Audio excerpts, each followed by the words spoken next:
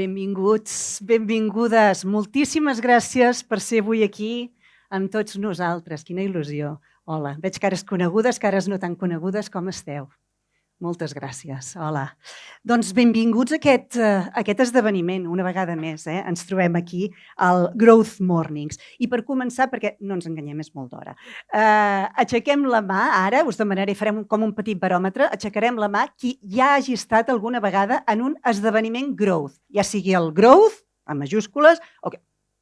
Molt bé, molt bé. I qui de vosaltres és la primera vegada que està en un esdeveniment Growth? Molt bé, caram, escolta, mig i mig, això és bo. Això vol dir que hi ha gent que ja sap de què va i gent nova, gent que es va afegint a la situació. Molt bé. Doncs, sent que alguns ja repetiu l'esdeveniment i alguns no, el que farem serà començar i us anirem explicant de mica en mica en què consisteix tot plegat. Després de l'èxit de la primera edició, avui consolidem aquest espai, un espai de formació rellevant, compactada, acompanyats d'un referent, avui en tenim un per aquí que ara sortirà d'aquí una estona, i a més acompanyats, que això no és menor, d'un bon esmorzar, que també sempre es posa molt bé. Comencem, donem pas a Eduard Prats, coordinador de polítiques corporatives de la UBIC UCC i director de l'Escola de Postgrau de la UBIC, que ens donarà la benvinguda. Eduard.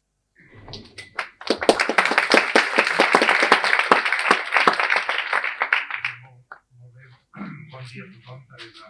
Moltes gràcies un cop més per ajudar a aquesta sessió. No. Segurament us resultaran. Doncs, com us deia, Teresa, moltes gràcies per donar la benvinguda a aquesta nova activitat que organitzem des de l'Escola de Postgrau de l'UBIC. Està bé que hi hagi molts de vosaltres que repetiu, això vol dir que les coses que hem fet a les anteriors edicions us han agradat i a tots els que us afegiu també donar-vos la benvinguda, perquè el que pretenem durant aquest espai, que com sabeu us convoquem a primera hora amb un esmorzar, i a més també el que volem és que sigui, mirem una figura, en aquest cas que parlarem amb el Jordi Jané, una figura que ens inspiri, una figura que té hi ha molts paral·lelismes entre el que és ell, el que ha estat i el que encara és. Ara, fem-ho així, millor. No ho repetiré tot. El que deia és que la figura que avui tenim en el Jordi Jané hi ha molts paral·lelismes entre el món de l'esport, de l'alta competició i la gestió de les empreses. Per tant, gràcies Jordi també per acompanyar-nos, gràcies també a la Clara d'Euribe. Me'n recordo que fa unes setmanes, quan estàvem parlant amb l'Anna Fàbregas, amb l'Anna Sallés, amb la Judit Armenteres, amb tot l'equip de màrqueting de la UBIC, estàvem parlant quina persona podíem convidar i amb la Clara li vaig demanar, amb la Clara d'Euribe, que és una professora que porta més de 22 anys també a l'institució, i de seguida em va dir el Jordi. Li vaig preguntar quin Jordi, em va dir el Jordi Jané. Dic, doncs l'hem de portar, fes-ho com vulguis, però l'hem de portar. Vull destacar, Jordi, que donar-te les gràcies perquè ens va ser molt fàcil que acceptessis la nostra invitació i al llarg d'aquestes setmanes que tot l'equip de màrqueting de la universitat ha pogut treballar també amb tu i amb les converses que hem tingut personalment ens ho has posat molt fàcil i això també és d'agrair. Mireu, amb aquestes jornades que fem, avui parlarem de lideratge. Com us deia, hi ha molt paral·lelisme entre l'esport d'alta competició i el que són el dia a dia amb les empreses.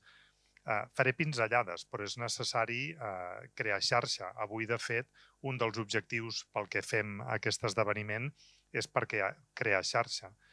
No hi ha cap empresa, cap institució, cap àrea de cap empresa que funcioni sense tenir xarxa. Xarxa, ja ho sabeu, no? La teoria aquella que diu la força que tu tens és el nombre de persones amb el que tu trigues en arribar penses en qualsevol persona important del món, bé sigui del món de l'empresa o del món de la política, i en funció del nombre de contactes que tu trigues tens més o menys influència. Les xarxes per això, és a dir, la xarxa és important perquè els projectes empresarials vagin endavant. Per tant, un dels objectius d'aquesta jornada Growth és crear i reforçar la xarxa. L'Escola de Postgrau del campus Vic, de la UBIC UCC, És un projecte dinàmic que fa 2 anys i mig que va agafar una nova orientació i hem engegat moltes coses, però també porta molts èxits del passat. Aquest any celebrarem el 10è aniversari d'un programa emblemàtic com és l'MBA, l'Executive MBA. Això també és un exemple i també li trobo paral·lelismes amb la figura del Jordi Jané, perquè també és la capacitat que tenim tots com a professionals per durar en el temps. El Jordi Jané ha estat un esportista d'elit que continua en actiu. I això és una cosa atípica. Ho parlàvem abans amb el Jordi, molts professionals d'elit, com ell, als 38, 39, 40 anys, de molt estirar, moltes vegades han de deixar ja l'alta competició, la competició. M'ho posa difícil, però no patiu. Sí, a la vida he vist tantes coses ja que tot això no passa res. Aleshores, el que deia, no? El Jordi és un clar exemple, i això també té molt a veure amb el món de l'empresa, no? La nostra capacitat que tenim per ser empleables en el futur, i aquí la formació és imprescindible. O sigui, és a dir, si no ens formem, si no tenim aquesta ment inquieta, aquesta capacitat d'emprendre constantment, no? De ser flexibles, d'adaptar-nos, quedem o correm el risc de quedar obsolets en els nostres llocs de treball. I el Jordi és un clar exemple de reinvenció. És una persona que a través de la seva passió, a través de l'alta competició, s'ha anat reinventant, i això ens ho explicarà ell després, però ha anat trobant, és a dir, diferents maneres d'estirar aquesta carrera professional, que és la carrera que li apassiona, però que fa que avui encara continuï sent una persona en actiu, un pilot en actiu, i una persona molt estimada i molt valorada. El Jordi té, com us deia, també com a professional una cosa que necessitem tots els que lidereu equips, persones, les vostres empreses o si treballeu per tercers, té aquesta capacitat, com us deia, d'empatia, les soft skills, això se'n parla molt, no? És una cosa que vull tornar a destacar. Ha estat molt fàcil, Jordi, que ens acompanyis, torno a donar les gràcies, i amb les converses que hem tingut en ell és una persona molt planera. Això és el que posa de manifest, no? Aquest estil de lideratge que pensem que en els moments que ens trobem, on la tecnologia, la qual jo defenso, i és imprescindible, no? Viure, i ens hem d'acostumar a que la tecnologia hi és i continuarà sent, però ha d'haver-hi un contrapès, que és aquesta part humana, aquest escalf que tenen els grans líders, i el Jordi amb això també n'és un exemple. Què més us podria dir? Que al final avui disfrutareu del Jordi, de tota la història que ell ens explicarà. Jo crec que l'objectiu d'avui és que quan acabeu pugueu establir paral·lelismes. Aquestes jornades sempre serveixen perquè cadascú s'endugui 2, 3 o 4 idees, no? Dius, com això puc implementar-ho, puc aplicar-ho amb el meu dia a dia, no? Amb les responsabilitats que cadascú de nosaltres tenim. I per últim, donar-li les gràcies a la Teresa Usó, que una vegada més l'hem enredat, en el bon sentit, perquè siguis la conductora d'aquest esdeveniment d'avui.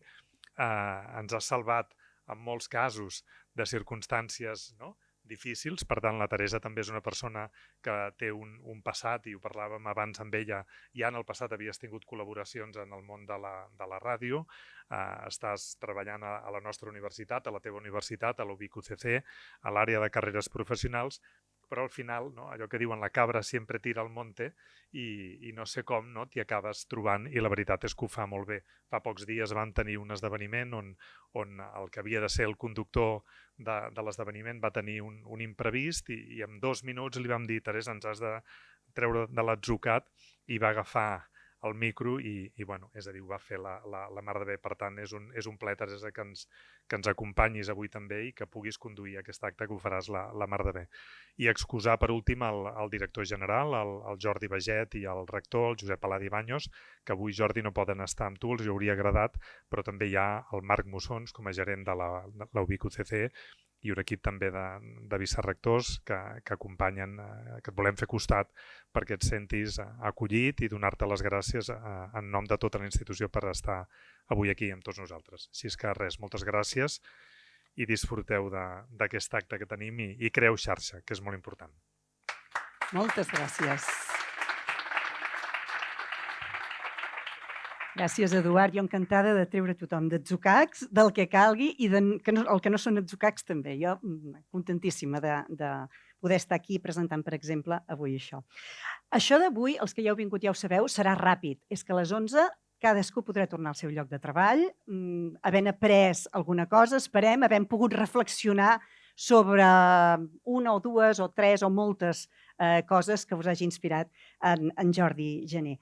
Com funciona el Growth Mornings? Doncs funciona amb un format poc habitual, que és la teoria socràtica. Us l'explico.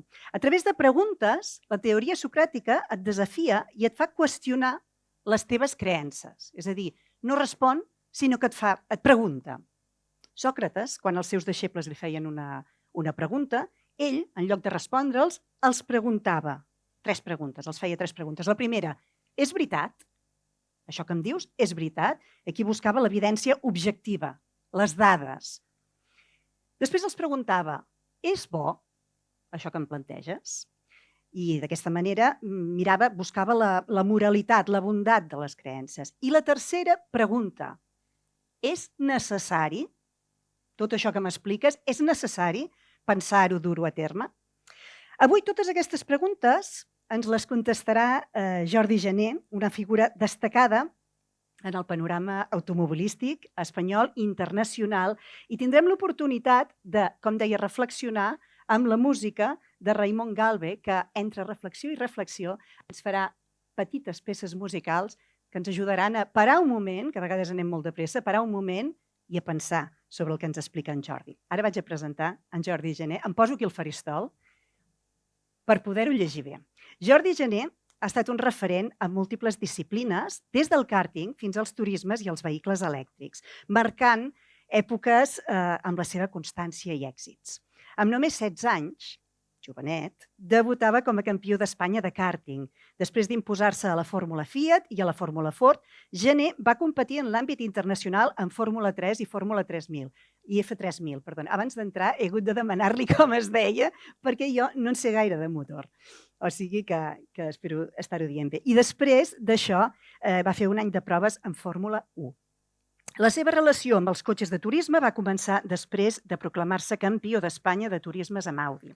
Jané s'ha adaptat també a la nova era dels vehicles elèctrics, tot demostrant que fins i tot els últims anys segueix competint a alt nivell, i és que el 2022 es va classificar en 6è lloc en el Campionat del món de turismes elèctrics amb Cupra, consolidant-se d'aquesta manera com un pilot polivalent. Bé, amb tot això que he dit i coses que segurament no he dit, podem veure que Jordi Jané no és només un pilot, és més aviat un referent, és un mentor, és una figura clau dins i fora dels circuits. Per tant, demanem un fort aplaudiment per en Jordi Jané. Gràcies, benvingut.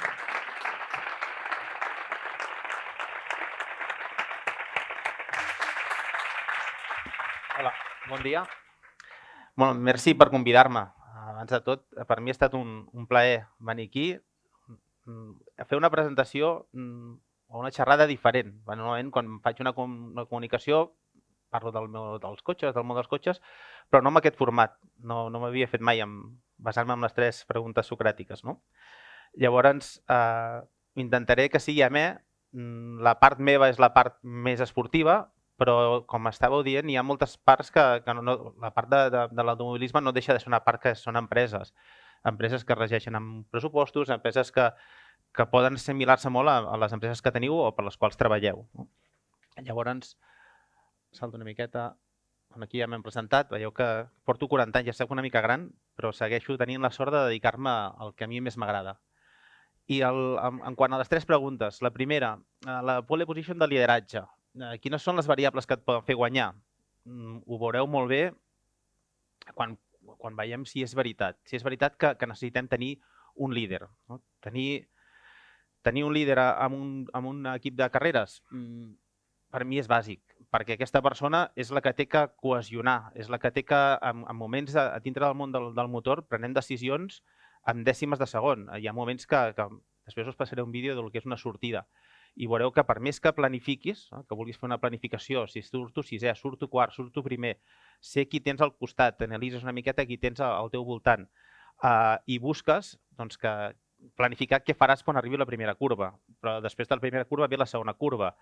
Tens al voltant 40 persones més. Aquestes preses de decisions tens que tenir moltíssima seguretat.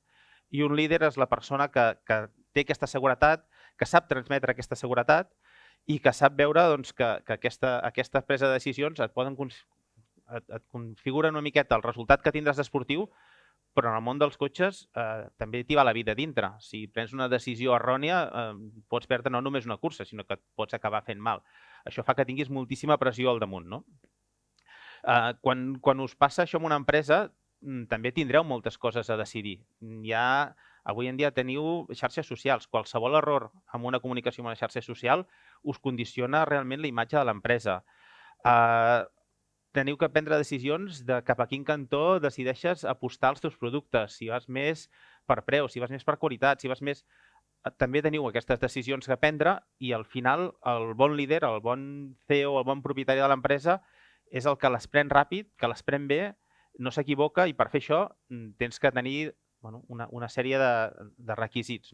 La gent que ho fa molt bé és la gent que triomfa, la gent que no ho fa bé s'excusarà dient que ha tingut mala sort, que no li han funcionat les coses o sempre hi ha una excusa pel qui no se'n surt. Però quan lideres una empresa o lideres un equip de curses o ets un pilot que està funcionant, això realment és el que et marca la diferència. Aquí és una miqueta el que us he explicat, en què s'assembla la figura del pilot a la d'un empresari. Salto endavant. També participem, l'exemple més clar és el que fem en el precís moment d'estar conduint, però no només aquí. Un pilot té que tenir molt clar què necessita el cotxe, què necessitarà el cotxe demà, què necessitarà el cotxe l'any que ve. I aquestes preses de decisió necessiten l'experiència. Aquesta experiència, com la guanyes? La guanyes començant amb les fórmules de promoció. Quan heu comentat que vaig començar a córrer kàrting, després del kàrting vaig estar fent Fórmula 3, Fórmula 3000. He tingut la sort que m'ha anat bé i m'ha permès seguir evolucionant. Però aquesta experiència la guanyes a base dels anys. Saps amb aquesta experiència com analitzes aquestes situacions que aniran passant. Hi ha moltes vegades, ara tinc el meu nano que està començant a córrer. Li puc explicar el que li passarà en una cursa gairebé veient on està i analitzant qui té al costat. Per què? Perquè fa 35 anys que faig curses. Com ho pots fer-ho? Estudiant a la gent. Ser cada pilot una miqueta de quin peu calça, quines són les seves característiques. Doncs amb tot això, preparant-ho el dia abans o preparant-ho en funció del temps, et pots preparar saber què és el que passarà en cada moment. I al final també has d'estar valorant quin risc prens per assolir un resultat. Si sempre arrisques, tens molts números d'acabar malament, que alguna de les vegades et surti malament i no puguis seguir avançant. Si no arrisques mai, tampoc no funciones. És una miqueta la situació aquesta de saber trobar què necessites en cada moment. I el que us he dit en quant a l'empresa, què necessitem prendre? Necessitem formar la gent, necessitem tenir la gent formada, necessitem tenir la gent entrenada. El dia a dia és el que et fa aquest entrenament, que et posa en situació i et sap fer llegir el que passarà de futur. I la posada a punt de l'empresa és estar ben utillat. Necessiteu tenir les eines suficients, tant informàtiques com laborals, com de gent, estar ben estructurat. Sí, hi havia un tema que també és molt fàcil de veure. Nosaltres, quan comences a córrer, ets un pilot jove que estàs fent carreres de formació i el teu objectiu és arribar a la Fórmula 1, en una empresa, quan comences, el pilot jove és el becari.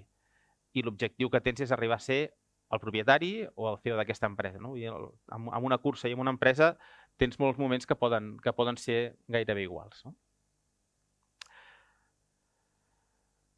Quan us deia que un líder ha de saber transmetre aquesta seguretat al resta de la gent.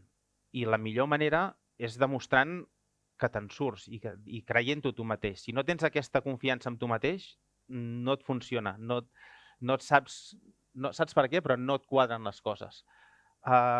Quan tens 3 curses dolentes i les coses no t'acaben de funcionar, un líder sap com donar-hi la volta, sap com apartar-ho i sap com seguir lluitant i que la gent no ho noti. En una empresa has de fer el mateix. I quan us deia que com podem buscar una miqueta la manera de que funcioni l'empresa, doncs és formar la gent, pots bonificar-los econòmicament, aquí potser sabeu més vosaltres que jo, tot i que també la part empresarial la toco, no? Pots buscar accions de team building, podeu venir al karting a fer una cursa de karts, abans ho parlàvem, no? Quina manera més bona tens de cohesionar la gent? Doncs treure't del teu estat del dia a dia, de la teva estructura jeràrquica que tens a l'empresa i anar en un lloc on és nou per tots i tots teniu que competir amb les mateixes armes, no? Doncs són maneres de que la gent s'integri, ho disfruti i sàpiga implicar-se, que llavors el resultat global és bo per tots.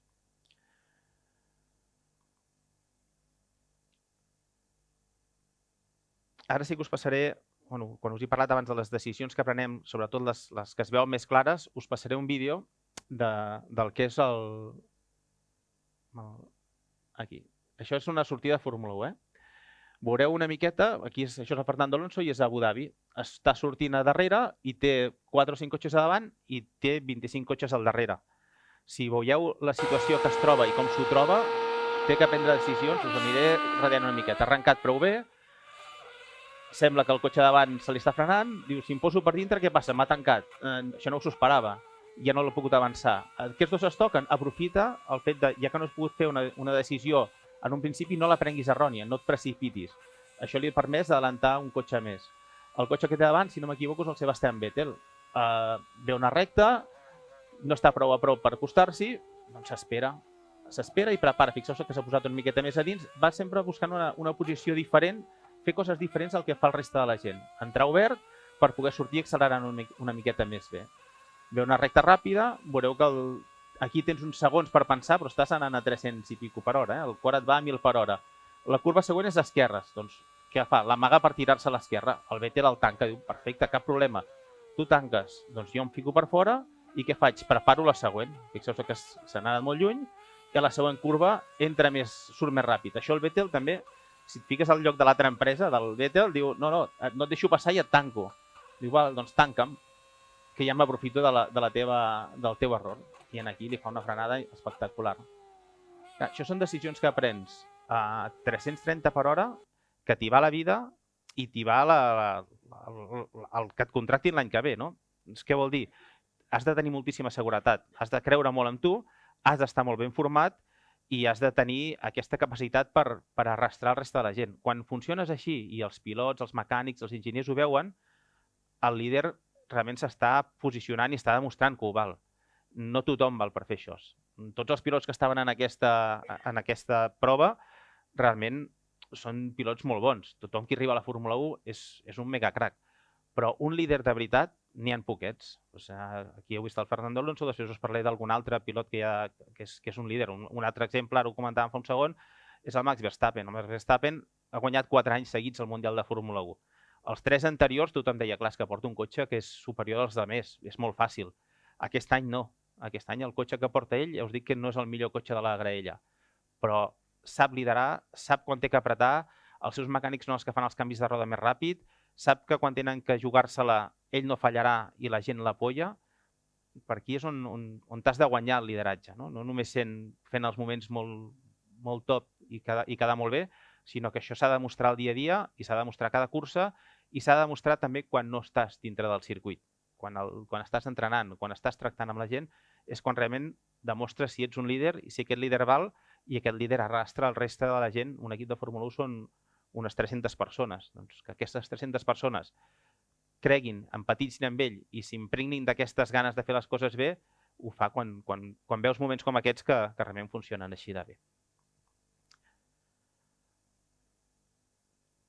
Passo a la següent pregunta.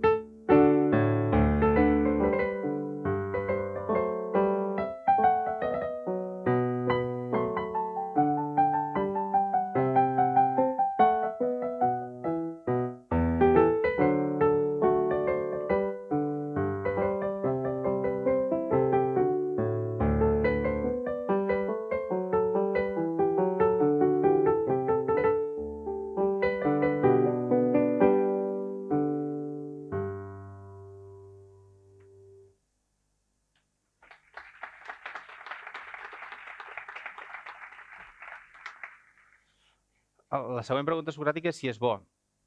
Heu anat veient que crec que sí, que demostra que tenir un lideratge o tenir un líder dintre de l'equip, dintre de l'empresa, realment és bo.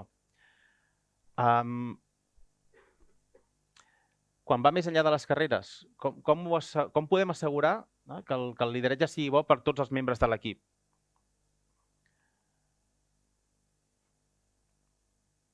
Si és eficaç, a la Fórmula 1 crec que és clar, és una cultura. No? Un equip de Fórmula 1, si no té un bon líder, està absolutament perdut. La col·laboració, l'eficàcia i la innovació ve donada del que us he estat comentant, no? De que aquesta persona sigui capaç de transmetre aquestes ganes, aquesta lluita al reste de la gent que té treballant. Cada membre d'aquest equip juga una part vital. Hem parlat molt del líder, que està molt clar que necessites que et motivi, que t'ajudi, però com ho fas això? La part més fàcil és aconseguint resultats. Però la part que no es veu és que aquests líders, aquesta gent que veiem al podi que està guanyant, darrere d'això fa una feina brutal. Fa una feina brutal amb detalls que a vegades poden semblar que no tenen importància. Quan acabes un partit d'una cursa de Fórmula 1, acostumes a quedar-te un dia més. Vés a jugar a pàdel amb els teus companys. A Cupra, on treballo jo ara, el pàdel està super de moda. Doncs, tot i que no és un esport que jo practiqui que sigui gens bo, però m'he apuntat a fer classes, vaig a jugar amb els mecànics, vaig a jugar amb els enginyers, busco una manera d'interrelacionar-me amb ells i sortir del que és el món absolutament estricte de la competició de cotxes. Busca una manera que siguis una persona propera amb ells. No? Una altra cosa que fem, els emporto a fer karting. Aquí sí que també els fa gràcia veure fins a quin punt el reste de l'equip també condueixen i poden competir amb mi. Busques una manera de comunicar-te amb ells, que sigui diferent, que sigui molt més fàcil i molt més que no sigui només la comunicació laboral. Doncs d'aquesta manera és la manera que tenim per empatitzar amb ells. Empresarialment, quin exemple us puc posar? Dintre de la marca que jo estic treballant, que és Cupra, es busca una manera d'implicar la gent. Si un enginyer aporta una nova idea i aquesta idea es patenta, se li dona un percentatge del que surt d'aquesta patent. És una manera molt bona de que la part més creativa es motivi a buscar coses noves. Però no només aquí. Un exemple molt clar, no he trobat el vídeo perquè és intern, però a dintre de la planta de producció es trobaven que quan feien les portes d'un cotxe, la porta quedava girada i per posar-hi la part interior tenien que agafar 2 persones i donar-li la volta.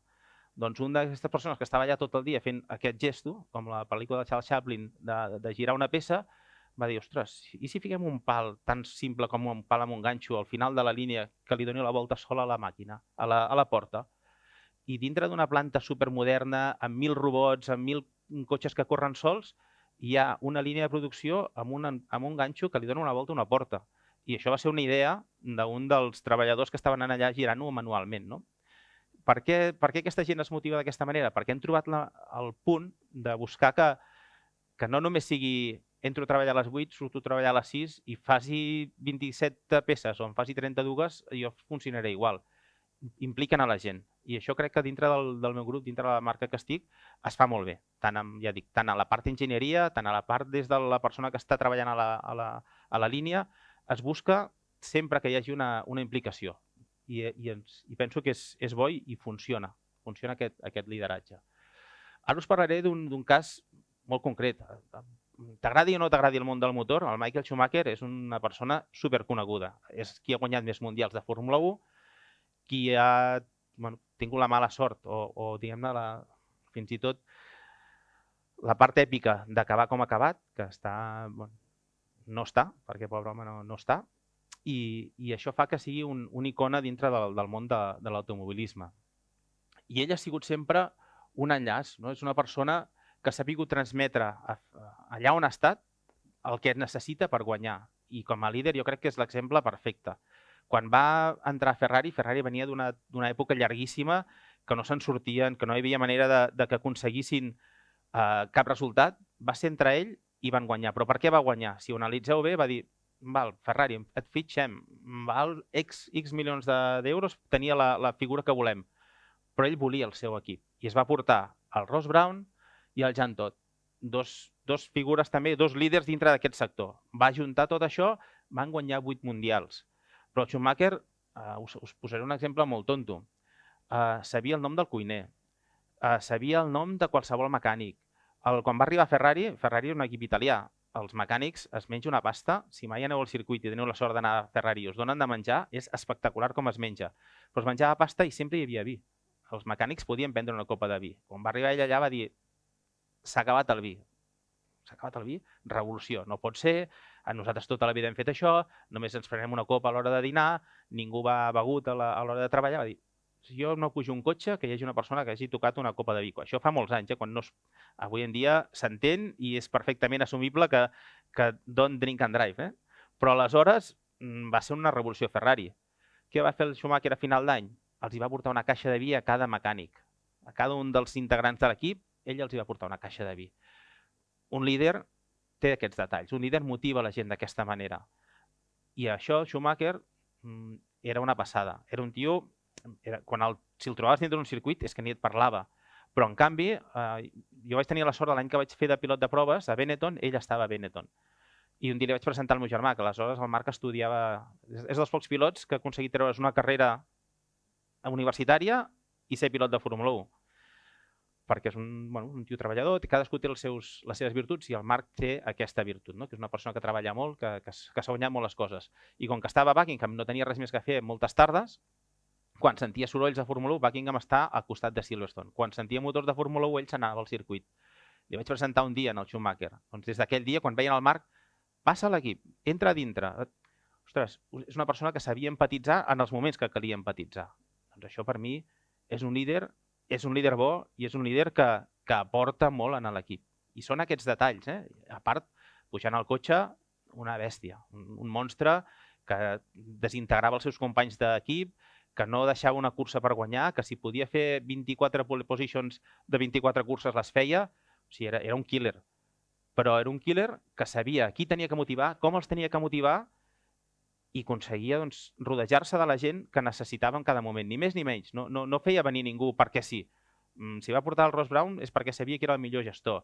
Si va portar el Jean Todt perquè sabia que era el millor CEO que hi havia en aquell moment a la Fórmula 1 i coneixia totes les normes i sabia totes les trampes que es podien fer perquè no els enganxessin o que fossin, entre cometes, legals, que d'això va la Fórmula 1 i d'això va també l'empresa. Has de saber fins a quin punt arrisques cada moment. Doncs això el Schumacher ho tenia molt clar i va guanyar 8 títols mundials. En aquest aspecte crec que és un exemple perfecte. Quan diem si un líder ha de ser autèntic, coherent i no enganyar, una altra cosa per mi molt important és que per guanyar-te la confiança de la gent no tens que aparentar més del que necessites. La primera cosa que vaig aprendre jo a Anglaterra, venia de córrer aquí a Espanya, era un nivell més familiar a l'automobilisme i quan arribaves a Anglaterra, vaig arribar allà amb 17 anys, tot just parlava anglès i clar, tens ganes d'impressionar la gent. La millor manera d'impressionar és fent-ho molt bé o dient, quan et toquen algú en el cotxe, tenir molta sensibilitat. Que una de les sorts que he tingut és que sí que la tinc, no és per ser pretensiós, però sí que la tinc i és la sort que he tingut per seguir treballant amb Cupra i desenvolupant cotxes de carrer dia d'avui. Però aquesta sensibilitat la vaig guanyar a base de treballar. I a Anglaterra, el primer cop que vaig arribar, recordo que el primer test que faig amb l'equip, paro, dic, el cotxe, com va el cotxe? Bé, se'n va una miqueta de davant. Estovem la barra estabilitzadora. Fer això, en el món de les curses, és sota cavall i rei. Si estoves, hi ha més adherència i el cotxe gira millor. I paro allà, dic, és que se me'n va davant, no em gira bé. Doncs t'estovem la barra. Perfecte. Torno a sortir, dic, ostres, que raro el cotxe, va igual que abans. Però clar, primer cop que arribes, amb 17 anys, a un entorn totalment nou, dic, uah, què faig? Què dius? Sí, va millor o dius el que sents de veritat? I dic, perdoneu, però no sé si és el cotxe aquest o el que sigui, però jo ho noto igual. I em diuen, felicitats, has passat la primera prova. No hem tocat la barra. Van agafar una eina, van donar uns cops allà al cotxe, clonc, clonc, clonc, clonc, clonc, i em van treure. Si arribes allà i dius, sí, perfecte, ja ho tenim tot arreglat, perds tota la confiança de l'equip. Has de ser honest i t'has de guanyar la confiança, penso jo, sent honest. I l'exemple que vaig tenir va ser aquest. I és el que intento transmetre a la gent que treballa amb mi, al meu nano que estarà corrent amb cotxes. La confiança te la guanyes sent honest i a vegades farem coses que ens funcionaran i a vegades coses que no. Un bon líder és el que s'equivoca poques vegades, però també et pots equivocar. Si tens l'equip cohesionat, seran els primers que et taparan i que buscaran una solució el més ràpid possible. No? Avui en dia es parla molt del lideratge, però del lideratge horitzontal. Jo crec que és bo també. Has de donar les responsabilitats justes a la gent. Una manera de buscar que la gent s'impliqui és que quan fan una acció trobin que simplement no ets un número més dintre de l'empresa. I aquesta cooperació i aquest respecte a la Fórmula 1, en els turismes, es busca molt. Que qualsevol mecànic, qualsevol nano que està posant la roda en un cotxe, té que saber la responsabilitat que té i té que saber que si ell s'equivoca, aquest error es pagarà igual a la resta que si s'equivoca el pilot i s'ha sortit de pista. Doncs és una manera de buscar que et sentis també líder de la teva àrea i que sàpigues que aquesta àrea suma i que el global que aconseguiràs serà un global bo per tots, no? Que ens podrà ajudar a que les decisions que prenem siguin molt més ràpides i molt més bones. També li has de donar aquest lideratge a la gent que saps que s'ho mereix, no? Però si la gent ho veu i els mecànics ho noten, funciona més bé. Ara us posaré després us passaré un vídeo del que és un canvi de rodes, no? Perquè veieu un exemple de com funciona si tens la gent motivada o no tens la gent motivada. Una altra de les proves que fem moltes vegades és que quan fem un test, per exemple, de pneumàtics, es proven 3 pneumàtics cada vegada que surts a pista. Proves una referència i 2 tipus per evolucionar. No et diuen mai quin estàs provant.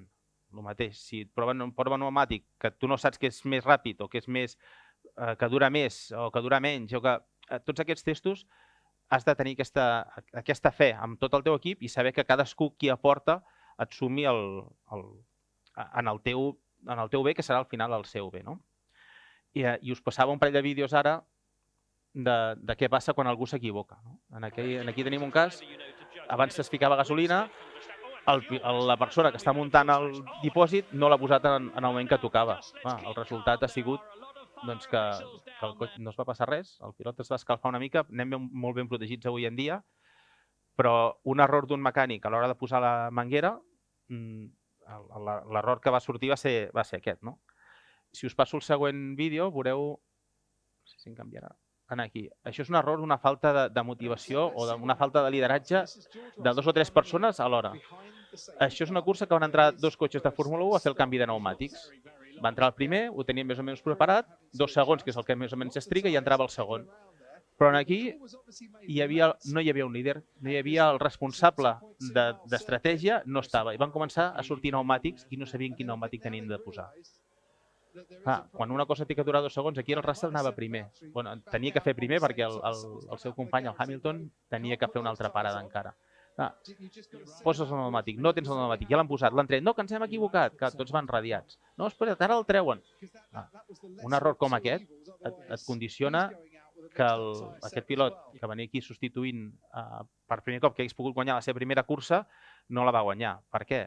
Perquè la gent no estava... Això amb el Schumacher, els mecànics del Schumacher saben quines rodes els hi toquen. Era la primera cursa que feia el George Russell per Mercedes, els mecànics eren nous, pel que sigui. No sé exactament quina va ser la raó, perquè jo no estava allà dintre. Però això és un exemple perfecte de dir, quan no tens la gent que sap el que han de fer, que estan esperant el que es té que fer, doncs et passa un error com aquest i el resultat és que deixes de guanyar una cursa que després, si tu mires a darrere, hi van molts milions d'euros, hi va el prestigi del pilot, motiva la gent i saps que la gent no et fallaran en aquests aspectes.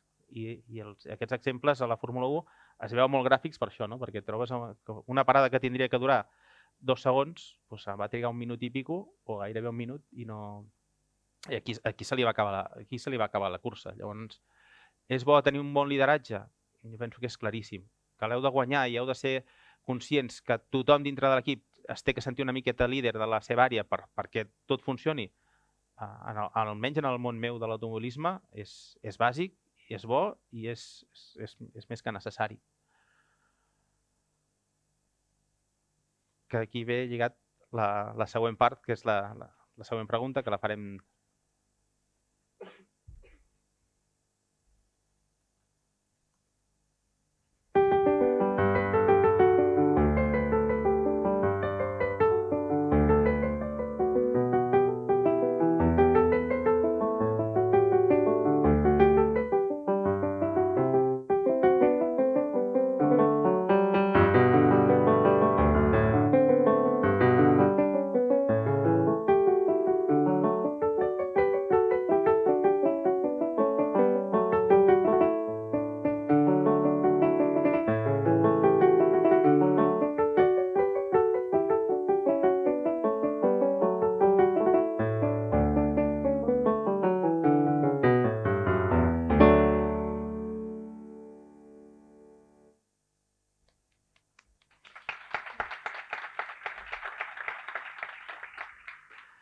Val, doncs això lligava una miqueta amb si és necessari. Jo crec que ho hem vist que és necessari i el que busco una miqueta és si és necessari optimitzar, perquè dintre dels recursos, això ens passa a la Fórmula 1, que tenim uns pressupostos ara mateix de 160 milions d'euros per cotxe, que semblen molts diners, però els han d'optimitzar, perquè el qui els optimitza i els fa funcionar millor és qui treu més resultats. No?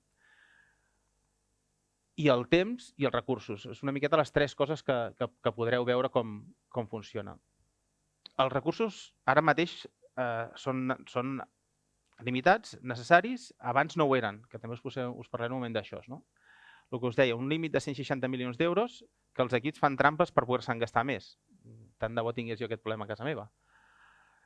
Com treballem per optimitzar aquests recursos? Doncs treballes sobretot amb simulacions. No? Què busques? Busques un exemple molt clar. Amb l'àrea aerodinàmica és la que us posaré un parell d'exemples ara.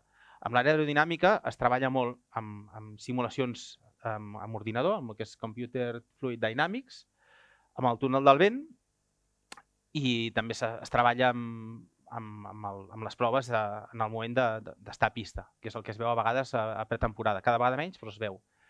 Pots treballar el xassís amb uns sistemes que et posen el cotxe damunt de 4 postes hidràulics i simulen el que és una volta en una cursa. Pots treballar tot el que és les simulacions de telemetria, que pots veure com està funcionant el cotxe. Pots treballar amb els bancs de prova de motors, fiques el motor en un banc i no tens que estar rodant a pista. Doncs amb tot això et busques àrees en les que puguis optimitzar els teus recursos.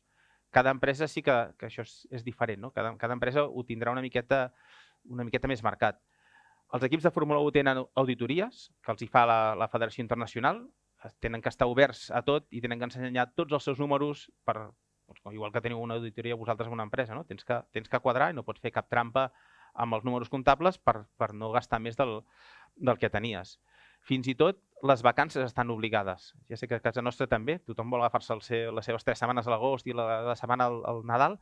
A la Fórmula 1 els obliguen a parar. A l'agost, tot el mes d'agost està prohibit obrir la fàbrica. No pot haver ningú dintre de la fàbrica. I una altra de les coses que es limiten perquè ningú es passi són les hores que estàs treballant al circuit. Poden estar els mecànics 12 hores al circuit. I és molt fàcil de controlar perquè, igual que avui en dia tenim els nostres... com es fitxa des de les PDAs o des de l'empresa, els equips de Fórmula 1 tenen el passe i amb això saben si han passat més d'aquestes 12 hores. Només 3 cops a l'any els hi permeten saltar-se aquestes 12 hores. Si has tingut un accident molt gran, doncs ja s'entén que alguna vegada durant l'any igual tens que passar-te més hores i llavors es poden fer un torn de 24 hores si és necessari. Però aquests recursos, ja us dic, tens que planificar molt bé. La persona que està liderant l'equip, en aquest cas ja no està en el pilot, sinó és el cap d'equip, té que tenir molt clar com això ho gestiona per treure-hi millor resultat que la resta d'equips. Quan us deia que és necessari optimitzar, un exemple molt clar és Toyota. Toyota va estar a la Fórmula 1 des de l'any 2004, em sembla, al 2008, o de 2002 a 2008. I no va guanyar mai cap campionat, em sembla que no va arribar a guanyar cap cursa, i era un equip que no tenia límit de pressupost. Aleshores no hi havia límits als pressupostos. Ara hi ha aquests 160, però en aquests moments no hi havia límits. No hi havia una ratlla, no tenies que donar comptes. Llavors tenien tants diners i volien invertir tants diners per guanyar, l'obsessió de guanyar els portava tant que van inclús arribar a doblar l'equip. Un estudiava l'aleró de davant, l'altre estudiava l'aleró del darrere, però no treballaven conjunts. Llavors què passa? Potser tenien el millor aleró de davant possible, però si no s'entenia amb el darrere, quan arribava l'aire a la part de darrere del cotxe, no funcionava bé i no els hi anava bé. Què els hi va passar? Que van ser uns anys que van estar precisament lluitant contra 3 líders brutals. Van tenir el Schumacher del 2000 al 2004, que com us he dit, imbatible per la seva manera de ser, perquè Ferrari va volcar-hi el que tenia que fer i perquè tenien la gent que volien. Del 2005 al 2006 es van trobar l'Alonso, que va ser un any que estava en Renault, que possiblement tampoc era el millor cotxe, però l'Alonso com a líder, els anys que estava millor com a pilot, que estava en el seu moment màxim, va guanyar també 2 mundials, i després es van trobar el Hamilton. Doncs el pas de Toyota per la Fórmula 1, tot i no tenir límit de pressupostos, no tenir límit de recursos, no els hi va funcionar, no se'n van sortir. Són anys que lluitar contra un líder bo, per més que tinguessin els diners, no van aconseguir-ho. No? I avui en dia això és bàsic perquè a sobre de tenir els recursos limitats encara et marca més que tinguis un bon líder. Quan us deia dels líders, normalment es veu el pilot. Us he parlat de l'Alonso, us he parlat del Schumacher, us he parlat de... Ja està, bàsicament d'aquests dos de pilots. N'hi ha més, però hi ha un altre líder que pot rivalitzar amb el pilot i és el cap d'equip. N'hi ha dos ara mateix que són dos exemples molt clars. Un és el Christian Horner, que és el de Red Bull, i l'altre és el Toto Wolff, que és el de Mercedes. Són dos líders que realment poden marcar la diferència. El primer té un caràcter reservat, és una persona superdetallista que treballa cada petit detall que es pot arribar a percebre i encara que sembli que no, pot tenir un resultat. A Red Bull, si els mecànics tenen els equips de Fórmula 1 són molt xulos, és una empresa espectacular. Si mai en podeu visitar un, et pot donar idees també molt bones de cara a que és com gestionar l'empresa. Tenen un gimnàs xulíssim, i els mecànics que van al gimnàs tenen un premi. I direu, per què premi és això? Vols que estiguin més guapos, amb més forma? La raó és que si un mecànic està més en forma, comet menys errades. La feina de mecànic és molt física i una roda d'un cotxe de Fórmula 1 em sembla que està al voltant de 7 o 8 quilos, amb pneumàtic, llanta i de més. Quan vols fer un canvi de pneumàtics, després us passaré el canvi de pneumàtics més ràpid que s'ha fet, el rècord que hi ha. Veureu que necessites que la gent estigui molt en forma. Quina manera hi ha? Premiar els mecànics que van al gimnàs. Una tonteria? Sí, una tonteria, però que et pot fer guanyar una cursa. El segon líder, Toto Wolff, és un tio molt dur, té molt de caràcter i és una persona, és un tauró dels negocis. És propietari de l'equip Mercedes de Fórmula 1. Què ha aconseguit amb això? Que s'ha muntat l'equip exactament a la seva manera, no té que rendir comptes a ningú. Però també, com les coses que ha fet les ha fet bé, ningú li discuteix. Mercedes ja li va bé, que tot i que una part de la decisió té que passar per una persona externa, saben que és una persona que ho lluita tot, que no deixa passar cap errada, que té la gent tiesa com un pal, doncs ja els hi convença. I arribar a aquesta associació amb aquest líder també els hi va bé. I el que us deia, no és casualitat, entre tots dos sumen 27 mundials. 6 de constructors, 6 de pilots, 8 de constructors i 7 de pilots cada un d'aquests dos. És un exemple clar que és un líder amb totes les de la llei. I ara, si veieu, veureu ara un moment el vídeo aquest que us he preparat, això és el rècord de canvi de pneumàtics més ràpid. 1,82 segons, entres, canvies l'arròs i te'n vas. O sigui, en aquest temps, quan vaig a posar gasolina jo, no he obert la porta i he posat un peu fora del cotxe.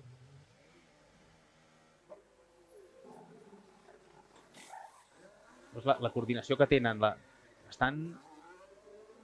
tenen tot superben treballat, ho busquen tot al segon. Són detalls. A la Fórmula 1, aquests detalls de com fica la roda, saps que no... Sembla que sigui de paper aquesta roda quan entra dintre del cotxe. Això és, per mi, un exemple perfecte de que un líder sap motivar la gent amb detalls que des de fora poden semblar que no tenen cap importància i l'acaben tenint. El que aquí estàs guanyant una dècima, però és que a vegades sortir una dècima abans de box o una dècima més tard és la diferència de sortir davant o sortir darrere en una cursa i guanyar-la o no guanyar-la. Això és el que s'ha de treballar a la Fórmula 1, és un exemple perfecte que no hi ha cap part que quedi sense pensar, que no hi ha cap part que quedi sense treballar. I aquí us posaré un exemple tonto perquè veieu una miqueta amb com es gasten aquests diners i com els recursos són bons i necessaris d'optimitzar. Una hora aproximada, més o menys, us dono els números així a grosso modo perquè no he fet jo aquest escandall, però una hora d'una persona, d'un enginyer, treballant amb un ordinador, el cost són uns 200 euros, aproximadament. I estàs fent, quan fas un cotxe nou, quan fas el desenvolupament aerodinàmic, busques quina és la millor manera, quina és la millor forma que li pots donar al cotxe. Doncs primer ho fas amb un ordinador i pots dedicar-hi moltes hores perquè dels 160 milions d'euros que tens a 200 euros et pots dedicar-hi moltes hores a que el concepte funcioni i sigui bo. Un cop tens clar com funciona aquest concepte, cada hora del túnel del vent són uns 5.000 euros. Clar, de 5.000 ja canvia la cosa. Si vas a passar 4, 5, 6, 7 dies al túnel de vent i estàs 12 hores, la quantitat ja comença a ser més important. A més, no són només aquests 5.000 euros, sinó és la peça que fas. Cada vegada que fas una peça de Fórmula 1 val molts diners de produir-la, tens que fer un motllo, tens que fer un prototip, tens que tenir uns enginyers, uns mecànics, una gent que la produeix. Doncs ja a l'hora de túnel del vent ja són 5.000 euros a l'hora. I un altre número que sona bastant gran és quan estan a pista. Un Fórmula 1, cada hora de pista són uns 75.000 euros. Què vol dir? Que si per desenvolupar un cotxe tens que estar 5 dies a pista, tot i que ara els han prohibit els dies, però el cost se't dispara, llavors et quedes sense recursos per fer altres coses. Has de saber realment com els fas funcionar aquests recursos. No? En una empresa també t'acaba passant el mateix. Què busques? Tu tens els teus recursos, saps la teva capacitat d'invertir en publicitat, la teva capacitat d'invertir en I+D. Si busques que l'hora de CFD sigui la justa, perquè no només et pots basar en una part, perquè si oblides les altres, quan poses el cotxe a pista no et funciona. Però si saps ben bé qui poses a cada lloc i com el poses a cada lloc, el resultat és que el qui guanya, el que li funciona, és el que s'ha sabut més bé com gestionar tot això. I una última cosa que fan molt és un simulador. Això és el simulador de Ferrari, tot i que sembla una nau espacial que se'n vagi a colonitzar Mart. Això és un simulador de Fórmula 1. Què va fer Ferrari? L'exemple que us poso ara, ja acabo, gairebé amb tot això. Ferrari, quan va contractar el meu germà, era quan començaven a treballar amb els simuladors. Llavors, què necessitaven? Necessitaven que el que proves aquí, arribes a un moment que quan proves amb un simulador un punt d'ala davant, aixecar una miqueta l'aleró de davant, el que proves amb el simulador sigui exactament el mateix que provaràs després quan vagis a la pista. Aquesta correlació, si no la tens exacta, no et serveix de res ficar a un pilot aquí a donar voltes i provar coses. Doncs va estar un any sencer, que anava un dia a Fiorano, provava el simulador i feia una sèrie de proves. Provarem aquest aleró, aquestes rodes, aquestes suspensions i aquestes geometries i ho provaven en el simulador. I l'endemà agafaven l'avió, se n'anaven a Jerez, i ho feien amb Jerez, i provaven aquell aleró que havien fet virtual dintre el simulador, el provaven real en el cotxe. I miraven els datos que havia fet en temps, què deia el pilot, com funcionava. Van aconseguir igualar exactament tot el que provaven en el simulador que passés exactament el mateix a pista. Per fer això van estar un any. A 75.000 euros l'hora, podeu fer els números del que va costar això, però va arribar un moment que no necessitaven anar a pista, o es podien estalviar moltes hores de pista els anys següents a base de treballar amb el simulador. I avui en dia, quan els pilots veieu que està corrent a la Fórmula 1 i tens els dos pilots que estan competint, a Itàlia tenen un nano de l'equip jove que està sentat al simulador i està provant el mateix que proven ells a pista, ho estan provant a Itàlia. D'aquesta manera avancen el doble de ràpid. O si els limiten els gastos, abans que comenci la temporada poden anar a fer tots els circuits en els quals correran en el simulador, que saben que el que es trobaran després serà el 95% del que veuran després. Doncs aquí és un cas molt clar d'invertir en tecnologia, un any els hi costa molts diners, molt d'esforç, però després aquest esforç, aquesta inversió que han fet, la poden amortitzar amb els anys següents i ser anys que et funciona molt bé i anys que estan guanyant moltes curses. L'únic que passa és que això que fa Ferrari ho ha fet tothom. Llavors, l'avantatge que van tenir al principi amb el simulador l'han anat perdent i s'ha anat equilibrant. Però treballar amb tecnologia, creure en la tecnologia, invertir en tecnologia et pot donar beneficis econòmics a mig plaç que realment són molt útils i et poden funcionar molt bé. Per part meva, bàsicament, és el que us volia explicar. Sé que he saltat una miqueta endavant, endarrere, una mica anàrquic. Escoltem l'última intervenció i si teniu algun dubte, m'ho pregunteu, que m'agradarà. Estaré encantat de contestar-vos-els.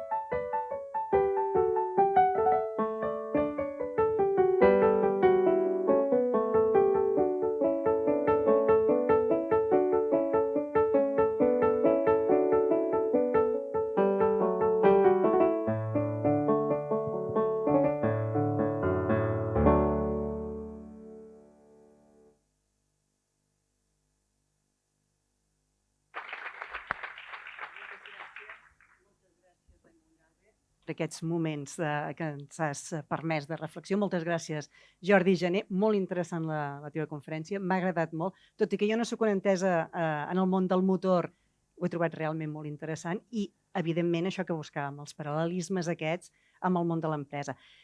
És el moment de que qui vulgui fer un comentari, qui vulgui fer-li alguna pregunta a en Jordi Jané, ho faci ara mateix. No sé, tenim aquí un micròfon. Algú que vulgui parlar? Vaja. El primer moment sempre fa vergonya, però jo estic segura que hi ha algú que vol dir alguna cosa. Vinga, gràcies. Començo jo. Gràcies. No, a mi, primer, moltes gràcies per la conferència i molt interessant, els paral·lelismes que hi ha entre una empresa i un equip de Fórmula 1.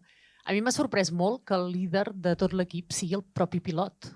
No m'ho imaginava. O sigui, jo pensava que el pilot era una persona molt tècnica o molt preparada tècnicament, però en cap cas el que marqués tota l'estratègia de l'equip. I no sé si sobre això vols, vull dir, si em confirmes que és així i si vols, després has comentat aquests altres, el team manager i això, però d'entrada a mi m'ha sorprès molt que fos el mateix pilot qui estigués dirigint tot l'equip, diguem-ne. No sé si és totalment així o no. Tens raó, no? Et sembla aquí que sigui el pilot qui està decidint qui va a cada lloc. Això són casos una mica excepcionals. Però aquests casos excepcionals precisament són els casos de més èxit. Els casos del Schumacher, els casos de l'Alonso, els casos del Verstappen. Són casos que tens un líder que s'implica moltíssim i s'implica a l'hora de...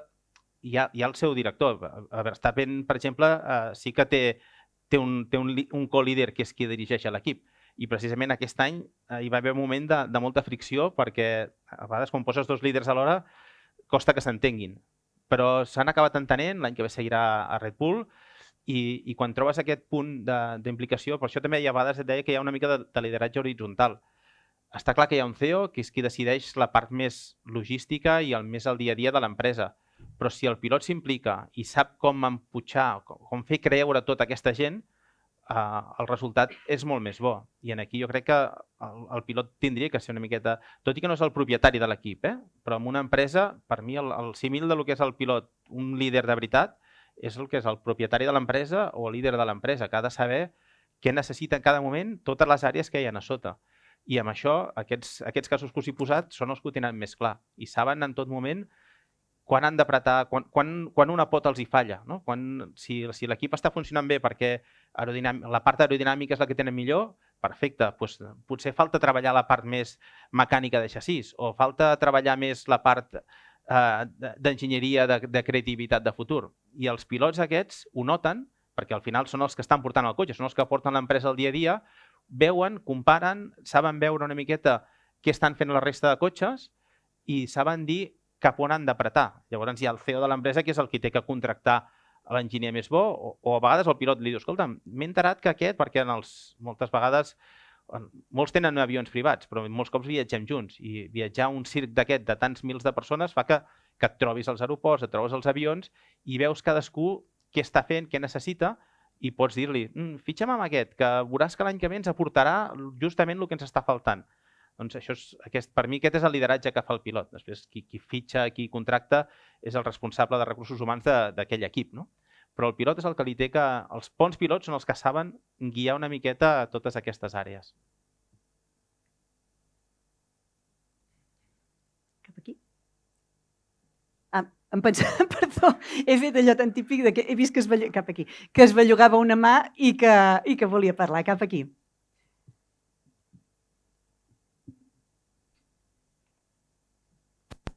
Això es treballa en equip, també? Sí, és cadena.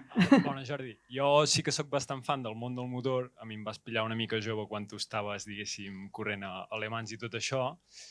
Fer una primera posició en categoria és una que molt poca gent pot dir, sobretot a Le Mans, sent una carrera tan llarga. No sé si aquí tothom coneix què és aquesta carrera i què no, però a mi m'agradaria que ens parlessis una mica de tu i de si en aquella carrera en concret a Le Mans hi va haver algun moment que hi hagués algun sotrac o alguna cosa que et passés a tu o a algú de l'equip i com ho veu fer per donar-hi la volta i acabar en primera posició. Sí, a veure, aquí no sé si trobarem un paral·lelisme, però és de les millors curses que he fet a la meva carrera esportiva. Ja heu vist que porto corrent gairebé 40 anys i a Le Mans vaig córrer 3 vegades La primera se'ns va trencar el cotxe, la segona vaig guanyar i la tercera anàvem 2 gentlemans i vaig patir moltíssim. Però la vegada que vaig guanyar va ser... La cursa d'Alemans són no només la cursa de 24 hores, sinó que és tota la preparació, l'estàs preparant gairebé 3 mesos abans i és una cursa on més que mai són 3 pilots, uns mecànics i no pot fallar res. Si falla alguna de les coses en qualsevol moment, se te'n va a Norris. I per mi és de les curses que quan acabes, si et funciona, treus més bon rendiment. Vaig acabar plorant l'any aquest que vaig guanyar. I vaig acabar plorant perquè va ser un any molt dur. Corria una categoria, hi ha 2 categories alemans. Hi ha una categoria de cotxes una mica més potents i una que són una miqueta menys. Jo corria la que ho són menys, però va ser un any que va ploure. Hi havia moments que plovia, s'assecava i recordo un relleu a la nit que els relleus alemans duren unes 3 hores, més o menys. I si et prepares físicament els aguantes i més a la nit que no et deshidrates.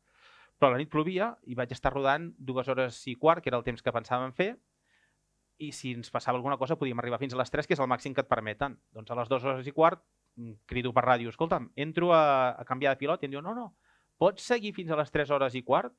Dic, sí, puc seguir, cap problema, dic, seguiré. I vaig fer 3 hores i quart. Quan s'estava acabant va sortir un safety car i ens van reagrupar. Van dir, queda't una estona més fins a les 3 hores 30, que és el màxim que permet el reglament. Diu, però entra ja, canviarem rodes perquè està deixant de ploure, posarem rodes de sec i així el pròxim pilot que pugi d'aquí 10 minuts ja tindrà el cotxe amb les rodes que toquen. Entro, se'n va el safety car, a Alemans a la recta és una recta que fa gairebé 5 quilòmetres, fem 330 per hora. Jo surto de nit, no veu res, a 330 i de cop i volta vaig entrar en una cortina d'aigua amb rodes de sec i el cotxe tal qual anava així fa fum, i el perdo. Quan et passa això a aquesta velocitat, dius, hospital fixa. O sigui, això no pot acabar bé de cap manera. 300 per hora o 330 per hora, perds el control del cotxe, estàs perdut. I em vaig deixar anar del volant. Quan tenim un accident, ens deixem anar del volant i ens agafem el cinturó i ens tensem. I vaig tancar els ulls. I vaig pensar, ja pararà. Perquè el cotxe anava donant voltes així de nit, ja pararà. Dic, bueno, quan obri els ulls estaré en un hospital, segur. I no, al cap d'una estona noto uns salts, pum, pum, pum, obro els ulls i veig un comissari d'Alemans que anava corrent, m'enganxa el cotxe per davant amb una cinxa, em treu de la sorra i el cotxe no havia tocat enlloc. Vaig estar durant 300 metres a la recta donant voltes així, però per la mateixa recta, fins que es va parar amb una escapatòria de sorra. Pensa les cames, o sigui, de la sensació, de la tensió que tenia, de la disparada d'adrenalina que portava, les cames em botaven, no tocava els pedals. Però em diuen, estàs bé? Dic, sí, estic bé. Em poso primera, arrenco i vaig seguir conduint. Després ho penso, dic, això em passa anant per la carretera i bueno, estic 3 hores sentat en un guardarraïl fins que pots tornar a funcionar. L'adrenalina aquesta que et porta, no penses en res més, tens un objectiu tan clar, que és la cursa, que és córrer, i de fet els hi vaig dir, escolta'm, per què m'heu fet fer un tercer relleu de nit? Diu, ostres, és que anaves tan bé, estaves quart de la general amb un cotxe que teníem que estar en aquest moment al 14 o al 15. Com que plovia, teníem les rodes un pèl més estretes i no fèiem tant aquaplaning. Llavors era més ràpid jo amb el cotxe petit que els grans amb pneumàtics més amples. I em van deixar allà i vaig estar aquestes gairebé 4 hores dintre el cotxe. I va ser l'any que vam guanyar. No va passar res. La història a vegades et porta a moments que dius tenia que passar i va passar. No vaig xocar enlloc.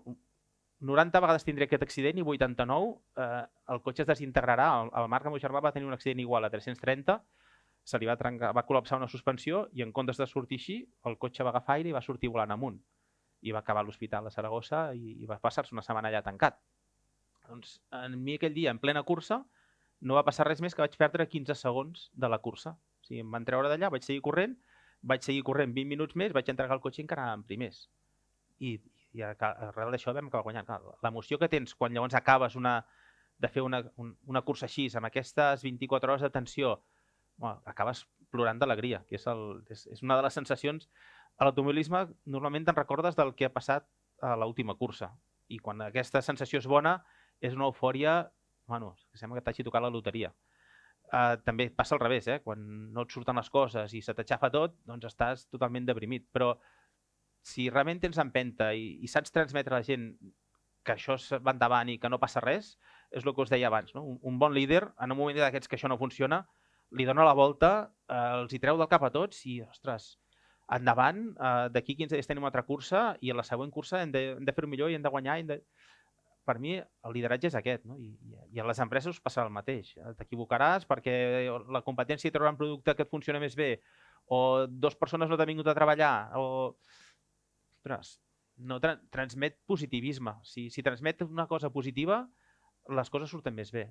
A les curses, quan tens aquesta confiança, quan les coses et van bé, és que es transmet al resta de la gent i els mecànics fan el canvi més ràpid, no se'ls encallen les rodes, saben quines tenen que posar, tot surt més bé.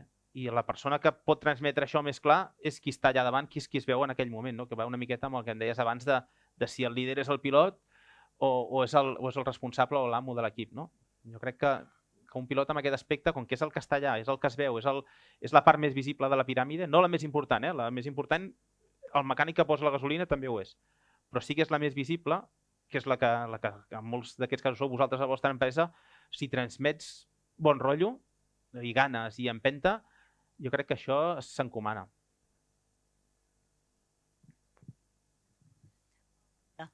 Has parlat d'uns equips d'unes 300 persones aproximadament i entenc que són equips altament internacionals, amb membres doncs, de diferents països. La pregunta és, com treballeu, diguéssim, si hi ha aquests xocs interculturals o diguéssim, les sinergies d'equips amb diferents cultures? Sí, hi són, El que passa és un món molt anglosaxó, l'automobilisme. I llavors, en quant a idioma, 100% és l'anglès, és bàsic, i de fet inclús ens trobem aquí que hi ha molta paraula que l'acabem incorporant de l'anglès.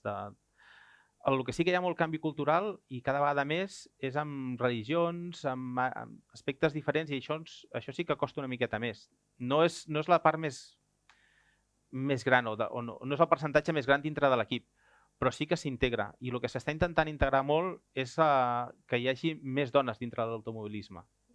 I intentar buscar una mica més d'igualtat en aquest aspecte és una àrea que sí que s'està treballant molt des de la federació, però també perquè les noies avui en dia ja no és... Abans l'automobilisme és un món molt masclista.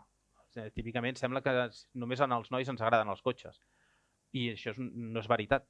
Hi ha moltes noies que els agraden els cotxes, que els agrada conduir bé. Hi ha enginyera a Red Bull, la jefa d'estratègia, que és un dels punts també més calents i de més importància de decisió, és una noia. I això fa 10 o 15 anys no l'haguessis vist mai. S'està obrint molt més aquest aspecte amb el tema de tenir tant nois com noies treballant i tant nois com noies conduint. L'únic problema que hi ha en el món esportiu és que és una miqueta piramidal. Si hi ha 1.000 nens que fan kàrting i 5 nenes, només per percentatge és més fàcil que d'aquests 1.000 nens en surti un de molt bo. Per percentatges, no digui que sigui un tema de sexe, si les noies tenen capacitat o no de conduir. Amb un cotxe, precisament, la part física no és tan marcada com pugui ser l'atletisme o l'halterofília. Físicament no hi ha cap impediment perquè una noia pugui portar un Fórmula 1 igual o millor que el Max Verstappen. Però ja dic, per percentatge sí, però està canviant. Fa 10 anys hi havia 1 o 2 nenes fent kàrting, ara vas a una cursa de kàrting i n'hi ha 10 o 12 per cada 100 nens. Doncs això crec que és una cosa que anirà canviant. I amb la part que sí que ha canviat és amb la part, sobretot, d'enginyeria. Jo crec que les noies sou més llestes o més treballadores que molts dels nois i cada vegada més veus noies amb llocs de responsabilitat d'aerodinàmica, de gestió de cinemàtica de suspensions, de preses de decisions, com us he dit, en Red Bull. Amb aquest aspecte ha anat canviant. I amb el tema religiós sí que costa una mica més, però també hi ha menys, ja dic, és molt anglosaxó el món de l'automobilisme, tant perquè la formació, les millors universitats d'automobilisme estan a Anglaterra, és un món que tira molt encara a dia d'avui a Europa i sobretot centrat en Anglaterra. Però no es fa res específic més que la part d'ajudar a que hi hagi més igualtat en quant a sexe masculí i femení. Algú més vol fer alguna aportació, algun comentari? Cap aquí davant.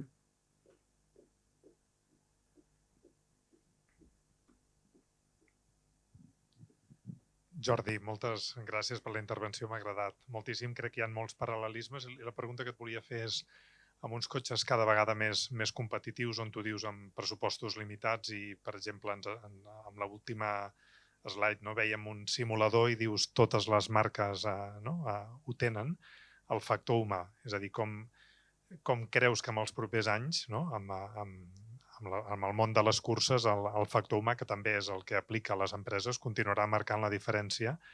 I és una doble pregunta. I què feu, els pilots, per aïllar-vos una mica de la tensió, de la pressió? És a dir, com fas, no? Perquè tot el dia a dia, quan surts a pista, puguis posar tot el focus en allò que has de fer, que és guanyar la cursa. No, el factor humà sí que està clar, no? És el fet de veure qui lidera això, qui és més persona. Us he dit que tens que ser honest, tens que ser tu mateix. No? Jo penso que soc una persona més reservada, hi ha altres pilots com al món de les motos com el Valentino Rossi o el Marc Márquez que són molt més extrovertits. Jo crec que cadascú té que ser ell i si ets tu no té per què ser un millor que un altre. No? Cadascú té que transmetre el que vol, té que transmetre la passió que té. Aquest és un món que si no tens passió no triomfes, és impossible triomfar. Viatgem més de 200 dies a l'any, cada dia des que tens 14 anys et perds moltes coses, doncs dies de festa amb els meus amics, quan jo tornava a casa d'estar-me gairebé 6 mesos voltant pel món, no segueixes la festa igual que ells, no saps on han anat, quins amics han tingut, qui ha entrat a la colla, perds moltes coses. Això, quan tens 16 o 17 anys, ja o t'agrada molt o ho deixes de banda. Llavors t'ha d'agradar moltíssim i allà és on tens que tenir molt clar què vols fer, tens que madurar molt ràpid. I quan madures ràpid doncs fa que et fiquis de seguida en el teu lloc. I l'altre que m'estaves preguntant era? Sí. On tots els cotxes evolucionen perquè amb un pressupost limitat. Sí, llavors què et passa? Al limitar els diners, ara mateix a la Fórmula 1, si us fixeu, del primer a l'últim hi ha un segon, com a molt. On es marquen les diferències? Doncs amb la gent que hi ha al darrere, perquè simuladors, la tecnologia el que fa moltes vegades és igualar, no? Perquè tots acabem passant, ens passa amb els cotxes de sèrie.